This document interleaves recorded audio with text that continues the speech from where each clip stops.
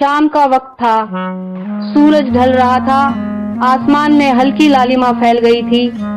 गांव के किनारे एक छोटी सी झोपड़ी थी, पेड़ों से घिरी हुई।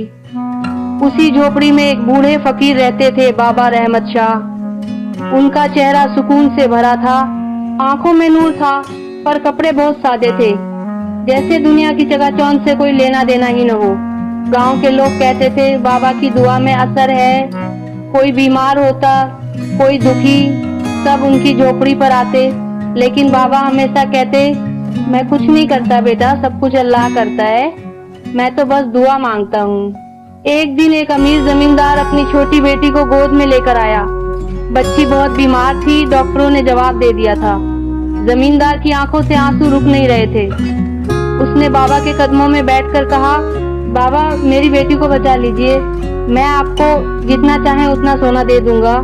बाबा मुस्कुराए, बोले बेटा मुझे माल नहीं चाहिए, बस सच्चे दिल से दुआ करो। फिर उन्होंने बच्ची के सिर पर हाथ रखा, आंखें बंद की और अल्लाह से दुआ मांगी। झोपड़ी में सन्नाटा छा गया, हवा रुक गई, जैसे पूरा समय ठहर गया हो। थोड़ी देर बाद बच्ची की सांसें ठीक हो गईं, चेहरे पर रंग लौट आया। जमींदार हैरान होकर बोला, ये कैसे हुआ? बाबा ने मुस्कुराकर कहा, ये मेरी नहीं, तुम्हारे रब की रहमत है। जमींदार ने बाबा के पैर छूने चाहे तो उन्होंने तुरंत कहा, नहीं बेटा, सिर झुकाना सिर्फ एक के आगे जरूरी है, अल्लाह के आगे। दिन गुजरते गए। बाबा की झोपड़ी में रोज लोग आने लगे, लेकिन एक सुबह लोगों ने देखा कि बाबा बाहर नहीं निकले। जब झोपड़ी का दरवाजा खोला तो बाबा सजदे की हालत में थे, उनकी रूह अल्लाह से जा मिली थी। पूरा गांव रो पड़ा, बच्चे, बूढ़े और औरतें, सबकी आंखों में आंसू थे। हर कोई कह रहा था, हमारा अल्लाह वाला चला गया, पर उसकी खुशबू रह गई। दफन के बाद कई दिन तक झोपड़ी से एक मीठी खुशबू आती रही, कभी गुलाब की, कभी अंबर की। एक रात जमींदार ने बाबा को ख्वाब में देखा।